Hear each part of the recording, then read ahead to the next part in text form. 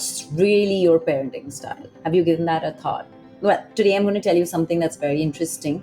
My mom recently asked me, "What are you now writing about?" And I said, different parenting styles, and this one in particular that many are talking about today, gentle parenting. I replied, not taking my eyes off the screen, which is what?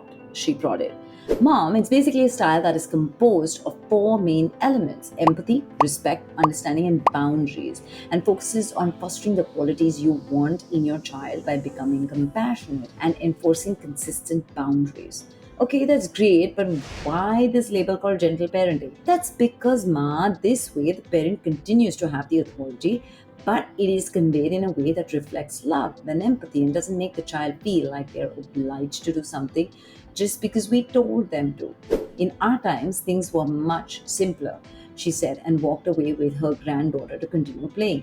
And that got me thinking, by labeling these different parenting styles, are we making it confusing for today's parents to understand where do they belong? What is their style? So let us talk about gentle parenting and the pluses of this approach.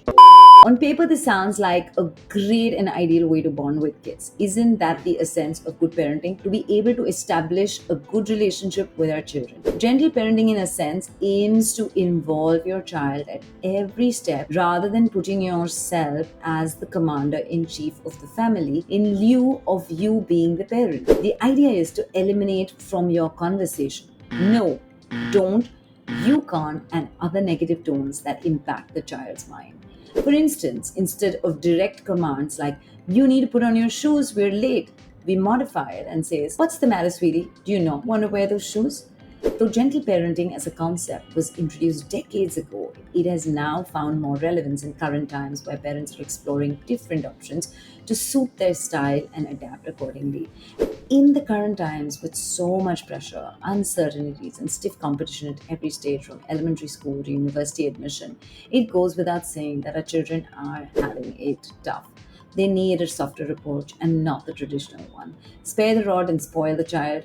That's admitted. Whatever your style, you're looking at winning your child's trust and love in a way that it's not authoritarian.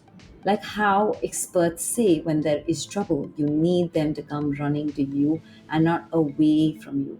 Patience, unconditional love, and support are the key pillars of any parenting style, and gentle parenting emphasizes this a lot more.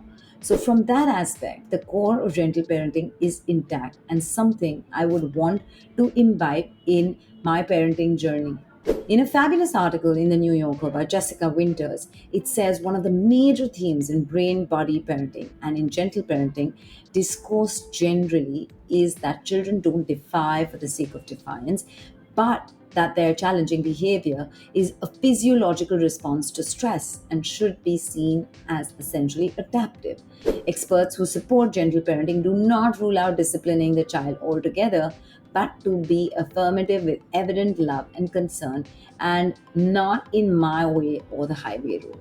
It encourages children to do what is asked of them because they see themselves as an individual capable of affecting others and creating change in their environment. Chanel Johnson, a licensed clinical counselor and certified clinical trauma professional in Detroit, said this. But now you must be wondering, what about the minuses? Every aspect comes with its own shares of pros and cons, and the gentle parenting style is no exception. With this approach, I agree the child feels more involved and interacted with than just having to take orders from a senior member.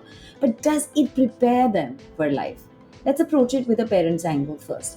Speaking for the fraternity, I confess that there are days and times when I haven't reacted the best way with my children. In my defense, that only makes me more human and relatable than putting me on the mommy pedestal. I don't mind sharing my vulnerabilities with my child if I have to. And that to me makes me more approachable to my daughters. I need them to grow up understanding that mommy has her flaws. She gets tired, she gets overwhelmed, and then she even yells at times. To practice gentle parenting, even when you're not fully rested or exhausted or uncertain about the next minute, sans help is not quite practical, and I confess it might not be something I can promise about. How about you? Do you think you can do it? I'm not saying I'm not all for gentle parenting. I love the approach and the core it promotes, but for me to be a saint and hold my patients no longer on an everyday basis is not something I can relate to. As much as it offers my children choices and liberation, I feel the need to embrace gentle parenting 24/7 would take a hit on me as a mother. I don't feel ashamed admitting this, but mommy's needs need to be taken into account too. I don't want to bubble wrap my children into believing that all is rosy and life often gives you so many choices. No, kiddo, life isn't easy. Trust me, life's not fair either. Amil Niazi from The Cut says, I want to build a relationship with my kids that centers the health and well being of the family rather than more severe approach that places one or the other first.